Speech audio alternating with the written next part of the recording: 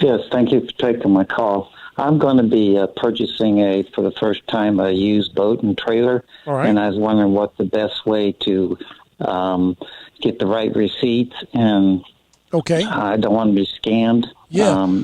Do I need one for the trailer? So are you an all-cash buyer, Carl? Well, I want to use a check or a cashier's check or something like that. I mean, you're not borrowing money from a bank.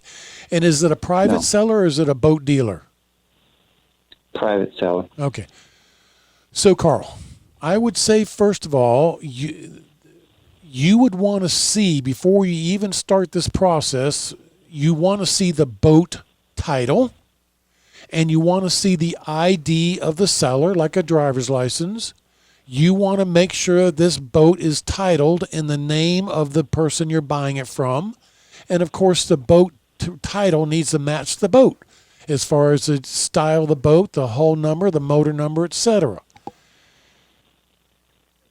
Trailers do not have titles. And so if we get beyond that, what you would want is you would want a bill of sale that has been properly completed and signed into your name.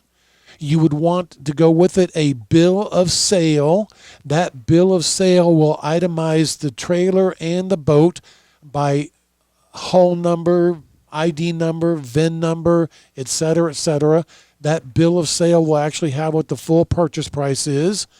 And it will actually, the seller will be making a warranty to you that they have good title to that boat, free and clear of all liens and encumbrances.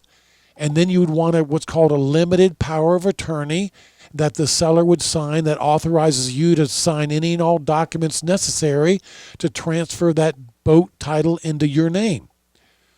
So then that's the legalities of it, Carl. Then you get into the safety part of it, Carl. And that is, if the boat is $20,000, are you going to go over to a stranger's house and say, well, here's an envelope with $20,000 cash in it? That would probably not be safe, Carl. So I'm all about you doing this, but I want you to be safe, and from robbery, and I want you to be safe as far as getting what you think you're getting. And Carl, if you've got a spouse or a son or an adult child that can go with you when you're doing this transaction, I'd like for that to happen. Christy, what do you think? Incredible advice and information that you are giving Carl. And Carl, you may be aware of much of what Tom is saying, and that's great because then Tom is just confirming. In addition to that, Tom, what is your advice regarding making sure that everything is working properly with the boat? Oh, yeah. Well, they have what they call a sea trial. And so that would be dropping the boat in the water and running the boat, of course, Carl. And maybe you have a mechanic that would want to go check out that boat with you. Carl, first of all, we are boat owners. I am a big believer that if you live in the state of Florida, you should have a boat, Carl. So I want you to do this deal. We have so many rivers, lakes, intercoastal waterways around here that are so fun and beautiful to explore on a boat. I'm encouraging you to do this, by the way, Carl. By the way, Carl, how big a boat is this? I'm looking at an 18, 20-foot boat. Okay, good for you. So, Carl, when you have a boat, part of that is maintaining a boat. You can put your boat on a trailer and you can take it to a boat dealer and they can service that boat for you. But there are a lot of people that are mobile boat mechanics that they will come to your house to do boat maintenance with you. If you're going to do this, Carl, it is time for you to know a good boat mechanic. Hey, good news, Carl. I could refer one to you that you might want to have him go check out your boat as well. I think that would be good advice for you. Okay, should I do this transaction at a bank or a police station or exchange of funds? Well, I'm not going to say you need to go that far, especially if, Carl, you can take somebody with you, like your spouse or an adult child, to be with you as this whole deal is going down. That would be, of course, your seller is going to have their own concerns because, back in the day, a cashier's check was solid gold. These days, cashier's checks are a bunch of phony baloney. So your seller might very well want to have cash from you, not a cashier's check, and I wouldn't necessarily blame them. If they're going to do this cash, then doing it at a bank might very well be a good idea. Carl, by the way, a lot of people, when they own a boat, just like they own a car, it is financed, and when that boat or car is financed, the seller does not have the title. And therefore, you'd have to meet at the seller's bank to really pay two things. Number one, pay the bank the payoff on that loan, and then pay the seller the balance that's due them, and then have the bank have the title right there ready to go, transferring it into your name.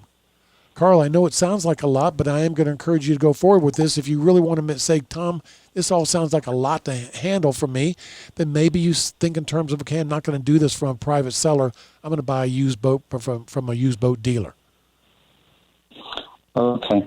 All right. That's what I need to know. I wanted to mention that I did take Robert Hydock's classes and a couple of years ago, and I really got me going forward on getting my wheel done. I appreciate that. Good. And Carl, you're talking about buying a used boat, and as in all things, you're going to get a much better deal with a used boat. So I think you're on the right track as far as a financial decision goes. All right. Thank you very much.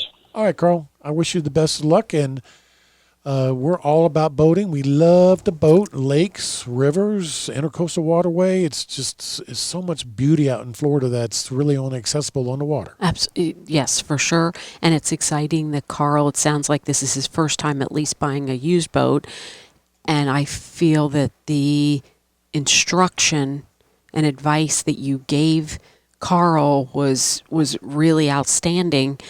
Again, it's knowing that you're doing each of those steps exactly the way that you described, because ultimately you want to make sure that this experience is positive. Yeah. I'm a big fan of Clark Howard, a consumer warrior. Mm-hmm. And Clark was saying for the first time in his entire career, and he's been on the radio as long as I have, 35 years, and the first time in his career, he's saying that buying a new home might be a better deal than buying a used home. He was also saying because of the glut of new cars on the lots these days, and because so many used car dealers overpaid for the used car inventory, you might get a better deal on a new car than a used car these days. Mm-hmm. Now, is that true for boats too? Can you get a better deal on a new boat these days? I don't know. Mm-hmm. I haven't gone out and shopped them. Mm-hmm. How would you feel about me buying a new boat, Chrissy? I would, other than we love the used boat that we have, right? The used boat we have is working just fine. Yes. In fact, we'll tell listeners, we've been through a lot of boats in our boating career, and I always name the boats. This last boat I named it the Forever Boat, meaning this is the last boat we're ever buying. We shall keep this boat forever. And it should last forever. There's no reason why it shouldn't. Right? It's about using it and maintaining it, as in all things. Yes. All right, Christy, give listeners out a phone number again, please.